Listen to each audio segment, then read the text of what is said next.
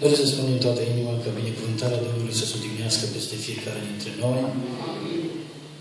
Consider în această seară că mi s-a dat prea mult har și prea multă cinste să vin aici. Eu aș fi vrut să spun pe alți frați. Și cu toată smerenia o spun. Și mă cunoaște Dumnezeu, aș fi vrut mult mai mult să stau acolo jos, ca să spun ceea ce Domnul va voi să vorbească în această seară. Am auzit mesajul Domnului prin fratele care Domnul a dăruit cuvântul profetic și a spus că Domnul va fi acela care va pune o masă bogată. Și, sincer să fiu, eu nu m-am văzut acolo. De fiecare dată când sunt chemat la învon, mă simt ca un elev care a fost scos la tablă și care nu și-a pregătit tema. Dar ceea ce mă rog în această seară este ca Domnul să fie acela care să aducă un cuvânt cât de scurt pentru inimile noastre. Stăteam acolo pe bancă și spuneam fratelui Costel, ceva lipsește de aici. Și vorbesc acum, parafrazez, ca să spun așa. Aici sunt unelte, este cărămidă, este ciment, este de toate, dar lipsește ceva.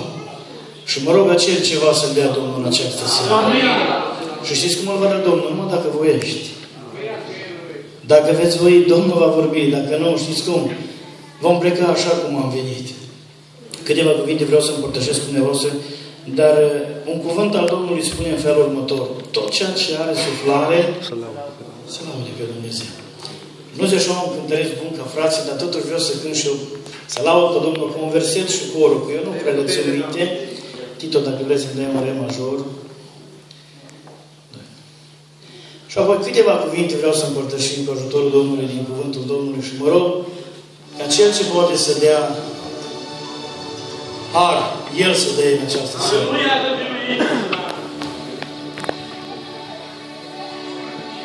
Nu de mult, în biserica noastră am avut o problemă și aici e fratele Tito, care este o mărturie vie, frate. Doctorul spus să fie ajută-mă, că nu prea am putere, mai dă-ne Doctorul spus în felul următor. 2 sau 3%.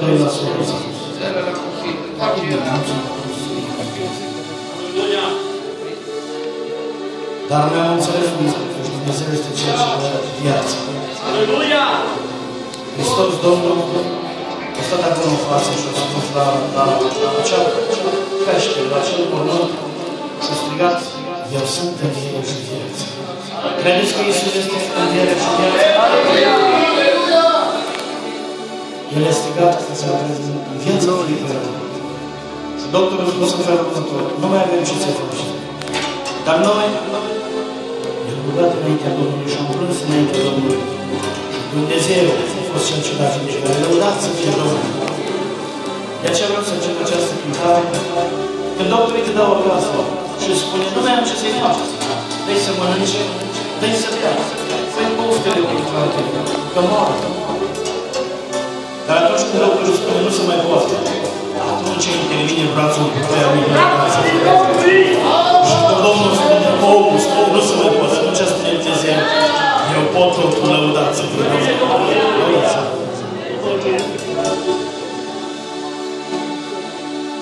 Când doctorii te dau acasă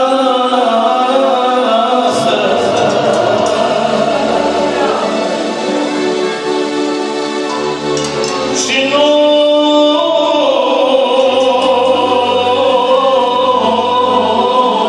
o mai am ce să-ți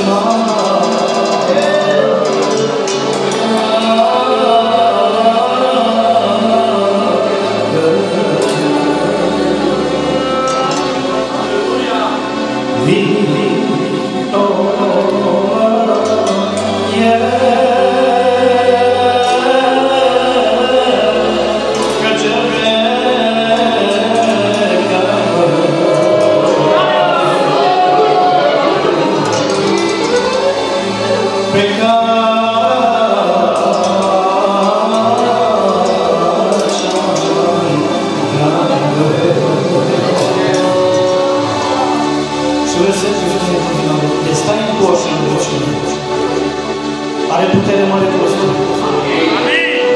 Are mare putere de Dumnezeu. Să fie Dumnezeu.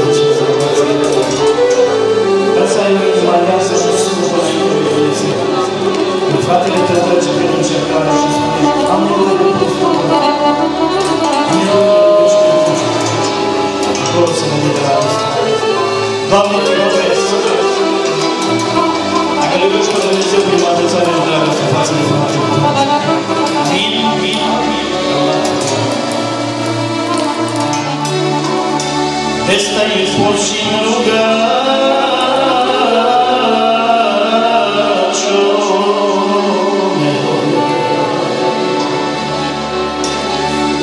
Domnul are milate.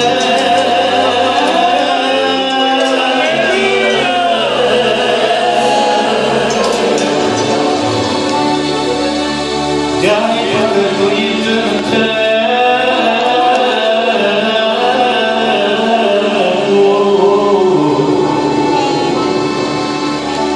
întoarce-te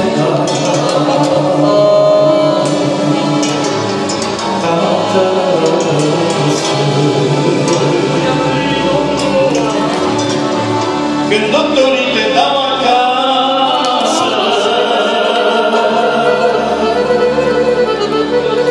și nu mai am ce să-ți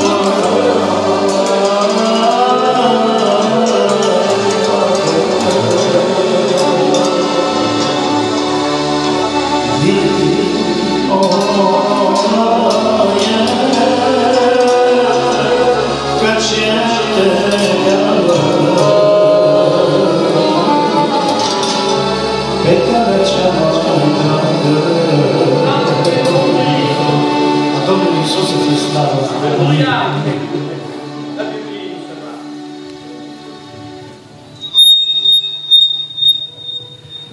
Câteva cuvinte vreau să împărtășesc în această seară.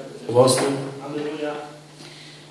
De dimineață am avut un dialog cu fratele Dinu și mi-a spus, dacă poți și dacă puteți, haideți în această seară la noi la rugăciune. Zic, frate Dinu, nu știu cum o să fac, pentru că și noi avem rugăciune de la 7. Zic, da, eu o să vorbesc cu frații și dacă o să găsesc bunăvoință la frați și înțelegere, o să anulăm noi biserica și o să venim în mijlocul dumneavoastră să ne putem bucura. Frații au fost binevoitori, au avut dorință și iată-ne în mijlocul dumneavoastră și vrem în această seară să stăm la părtășie cu Domnul. Aleluia! Și dacă vrem să stăm la părtășie cu Domnul, trebuie să avem o inimă aleasă. Am stat și unde fratele Chilumba, Domnul să te binecuvinteze. Știam această variantă, dar era un frate ungur. Și exact aceeași variantă. Păstorul îi spunea, o să rog frumos să nu mai strânge aleluia în biserica asta. Noi suntem o biserică modernă. Și aici noi nu avem acest tip de manifestare. Dar eu cred că în biserica de Birmingham nu este o biserică modernă, ci este o biserică vechi testamentală, așa, veche, așa cum îi place Domnului, unde vorbește Duhul Sfânt, unde putem să plângem liniștit înaintea Domnului, unde putem să spunem, vorbește, Doamne, unde nu deranjăm pe cel din stânga și pe cel din dreapta, pentru că putem să stăm la părtășie cu Domnul. Lăudat să fie Domnul! Am stat acolo pe bancă și mă gândeam, Doamne, ce aș putea să vorbesc în această seară? Și am stat și m-am gândit, stăm înaintea Ta, Doamne Iisuse, și consider din nou, suntem la veghe și vrem să veghem. Și am stat așa puțin și am meditat la cuvântul Domnului și câteva cuvinte vreau să împărtășesc, pentru că eu consider că Domnul va lucra mai mult prin frați și Domnul să-i binecuvinteze. Sunt mai multe tipuri de a veghea. Mă duc cu gândul la un cuvânt al Domnului când Domnul Iisus Hristos îi mustră, da, un duh al blândeții, la care le spune, n-ați putut să vegheați măcar un ceas.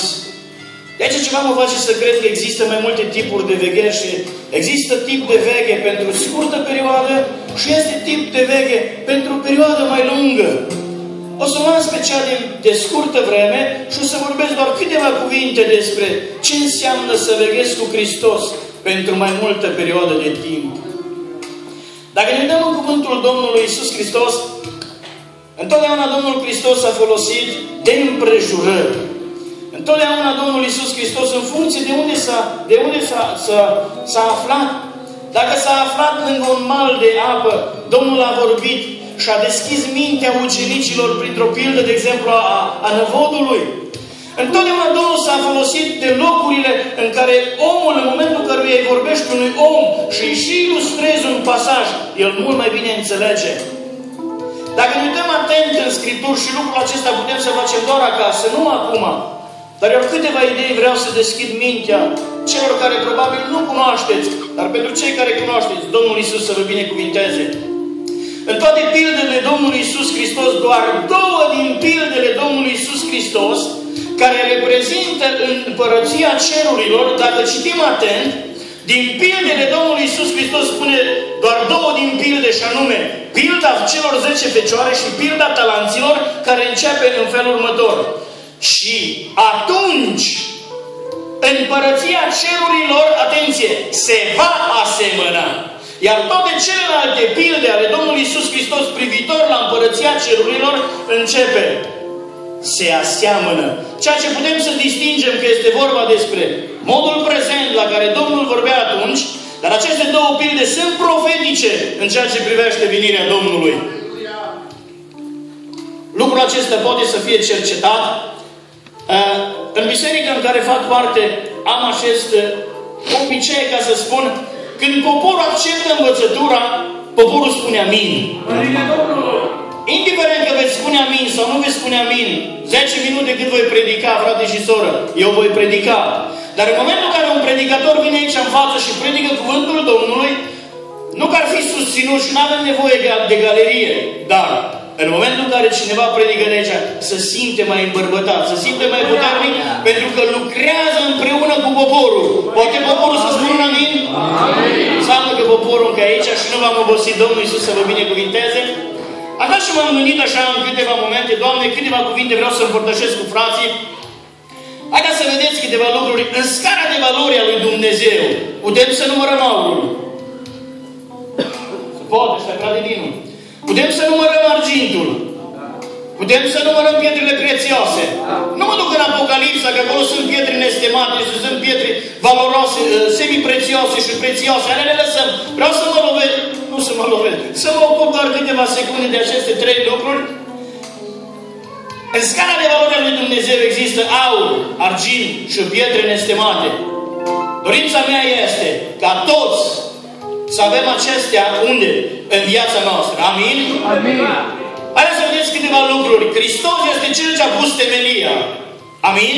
Amin. Important este ce zidesc eu pe această temelie și ce zidești tu pe această temelie. Pentru că în momentul în care va veni, atenție, când va veni încercarea focului din Corinteni, pe care vine Pavel și vorbește în 3, dacă nu greșesc, la încercarea focului vor fi 3 categorii. Lucruri care sunt vizibile, și anume, lucrurile acestea identificate prin lucrurile ușoare, prin fân, trestie și paie sau lemn, și 3 lucruri care sunt puțin cu mai multă greutate, dar toate aceste lucruri sunt la nivelul pământului, lucruri care pot fi văzute. Dar aceste 3 lucruri, aur, argint și pietre nestemate, unde le găsim? În pământ. Lucruri pentru care trebuie să depui puțin efort. Pentru lucrurile ușoare, se poate foarte ușor să intri în posesia lor. Dar pentru lucrurile acestea trebuie să depui puțin efort. Domnul să ne dea binecuvântarea aceasta, ca să putem să facem lucrul acesta. Dar pun o întrebare. Lângă aceste 3 lucruri, aur, argint și pietre nestemate, în scara de valoare a lui Dumnezeu, putem să adăugăm sarea, vă întreb. Da. Ei, în direcția aceasta vreau să predic câteva cuvinte. Ce înseamnă această sare? Când este folosită? În mâna cui este folosită? Pentru că dacă această sare ajunge în mâna unui om al lui Dumnezeu, primește o valoare inestimabilă, lăudați să fie Domnul. Cine vrea poate să mă urmărească câteva cuvinte, vreau după cum am spus, ca să nu rămân mincinos. O să mă duc în 2 Împărați și de acolo o să mă folosesc de 3 versete și haideți să vedeți, fiecare lucru din Vechiul Testament are din Vechiul Testament o oglindă în Noul Testament. Important este ca Domnul să ne deschidă ochii și să înțelegem ceea ce vrea Domnul să ne vorbească. Putem să spunem amin? Amin. Încă nu v-am obosit. Domnul să vă binecuvinteze. Cuvântul Domnului spune în felul următor. La cea de-a 2-a minune a lui Elisei, după ce o îndoită în putere din Duhul lui Dumnezeu venise peste Elisei, se întâmplă un lucru. Ceva mă face să cred că Elisei, probabil într-o anumită măsură, cugeta încă la lucrarea pe care o văzuse ochii lui, pentru că de multe ori am spus, în fiecare poziție, Domnul vorbește și important este să înțelegem. De exemplu, dacă ne uităm în răpirea lui Ilie, înălțarea la cer, ca să fiu așa, ei, exista acolo 2 lucrători, 2 slujitori, întreb el. Nu avea și el Duhul Sfânt Elisei? Amin. Avea Duhul Sfânt. Amin. Avea putere. Făcea și el minuni. De ce n-a fost înălțat, frate și soră? O întrebare, dar pentru fiecare întrebare există și un răspuns. Lăudat să fie Domnul. Sunt două categorii, frate și soră, și nu vreau să predic despre Ilie, care reprezintă clasa celor răpiți la cer, și despre Elisei, clasa celor care au rămas și probabil vor trece printr-o categorie, printr-un necaz. Nu aceasta este tema care vreau să o prezint, ci tema mea pe care vreau să o prezint. Ce se întâmplă când într-un blic nou se pune sare și mai există cuvântul profetic al lui Dumnezeu? În direcția aceasta vreau să duc câteva cuvinte. În această ordine de idei spune cuvântul Domnului că oamenii din cetate au venit la el. Și acum haideți să vedeți un lucru. Și probabil aici sunt lucrători și sunt păstori și prezbiteri și diaconi și oameni pe care Dumnezeu i-a pus într-o slujbă. Și noi trebuie să-i respectăm. Amin? Amin. Mă spus, fratele lucrător, amin. Și mai spus unul și doi care s-au ordinat. Domnul să vă binecuvintează. Dacă Dumnezeu i-a pus, frați și surori, hai să le dăm cinstea și respectul cuvenit. Acum spun, putem să spunem amin? Amin. Domnul să vă binecuvintează. Hai să vedeți forma de respect pe care o are oamenii aceștia și în momentul în care au venit, nu au venit niște oameni oarecare, ci au venit, probabil, cred eu, fruntașii din acea cetate, pentru că avem de face cu cetatea Ierihonului. Spune cuvântul Domnului în felul următor. Vin și se prezintă la el și spune în felul următor. Iată, așezarea cetății este bună, dar cum vede, Domnul meu. Aceasta este forma care abordează ceea ce reprezintă respectul pentru acel om. Din ce pricină? Vedeam în el omul lui Dumnezeu. Vedeam în el omul lui Dumnezeu. Păi dacă nu vedeam în el omul lui Dumnezeu, frate și soră, mai veneau la el. El era omul lui Dumnezeu, lăudat să fie Domnul. Să scurtez? Apoi spune cuvântul Domnului în felul următor. Dar apele sunt rele. Și datorită că apele sunt rele, țara este stearpă, așa spune cuvântul Domnului. Apoi putem să vedem ce reprezintă apele și ce reprezintă când o țară este stearpă. Omul lui Dumnezeu ceva mă face să cred, pentru că de multe ori toate lucrurile care sunt aici nu sunt relatate în totalitate. Dar noi, din pricina că Dumnezeu ne dă înțelepciune, trebuie să despicăm firul 4, să vedem ce vrea Dumnezeu să ne vorbească. Amin? Amin. Ceva mă face să cred că omul lui Dumnezeu, probabil, stă la sfat cu Domnul și aici mă opresc. Pentru cei care faceți lucrarea Domnului. Aleluia! Pentru cei care facem lucrarea Domnului. Ori de câte ori trebuie să facem lucrarea Domnului. Și ești chemat la o lucrare. Stai înaintea Domnului. N-ascultă la glasul poporului. Saul ascultă la glasul poporului și din cauza că asculta la glasul poporului, a ajuns să fie lepădat. Stai la sfat cu Dumnezeu. Și niciodată nu vei fi îndepărtat de la fața Domnului. Mai bine să fii lepădat de om decât să fii lepădat de Dumnezeu. Amin? Dumnezeu își apără pricina. Oricât ar încerca prietenii mei, oricât ar încerca cei cunoscuți ai mei să-mi apere pricina, dacă nu zidește Domnul în zadar. Amin? Amin. Lucrează, Doamne Iisuse, și aici vreau să mă opresc în ceea ce am spus. Ori de câte ori facem o lucrare să stăm la sfat cu Domnul. Niciodată nu vei greși. Pentru că Dumnezeu este înțelepciune și te va sfătui să faci lucrarea Domnului în dreptate, slăvit să fie Domnul. Și niciodată să nu fii, dacă ești lucrător, niciodată să nu fii un om părtinitor. Dacă sunt prieten, să-l pui că sunt prieten. Și pe cel pe care probabil odată ți-a spus un adevăr, să nu-l mai poți vedea loc și să-l ții deoparte și să-i spui, stai acolo deoparte și pocăiește-te. Nu ești tu cel care împărțești dreptate, că-și Dumnezeu îi lăudat să fie Domnul. Mergem puțin mai departe. Spune cuvântul Domnului. În momentul în care El stă și ascultă, ceva mă face să cred. Ceva mă face să cred. Din pricina că își cunoștea Scripturile, probabil câteva sute de ani s-a dus în urmă, în Duhul minții sale. Și mă gândesc că în momentul în care Moise, omul lui Dumnezeu, a ajuns într-o postură, spune cuvântul Domnului, după 3 zile, după ce au ieșit din Egipt, a rămas poporul fără apă. Și s-a confruntat cu aceeași problemă. Nu avem apă. Și în momentul în care au ajuns la un apă, când au gustat apa nu era bună, că era apa amară. Și atunci omul lui Dumnezeu a stat la sfat cu Dumnezeu și a spus Dumnezeu, ia lemnul acela, aruncă și poporul va bea apă. Atunci cred ceva mă face să cred că el a stat și a cugetat la legea Domnului. Și în acele momente el a stat înaintea Domnului și a spus, Doamne, învață-mă ce trebuie să fac. De multe ori ajungem într-anumite posturi și nu știm ce să mai facem. Nu mai știm încotro să alergăm. Dar vreau să vă spun un lucru. Doar la Dumnezeu este. La El este răspunsul și la El este izbăvirea. Scurt. Apoi spune cuvântul Domnului, aduceți-mi un blin nou și puneți sare în el. Amin? Așa spune cuvântul Domnului. Ei, toate lucrurile acestea, din Vechiul Testament putem să mergem în Noul Testament. Și mergem în Marcu, capitolul 2, și acolo vine Domnul Iisus Hristos și ne înfățișează cu 3 lucruri, dacă nu greșesc, despre vinul, despre acele burdufuri, despre acel sac și acel fetic de postav. Și în momentul în care Domnul le prezintă, spune în felul următor, nu poți să pui într-un burduf vechi vin nou. Amin? Din ce pricină? Domnul avea să schimbe sistemul fariseii, Domnul avea să schimbe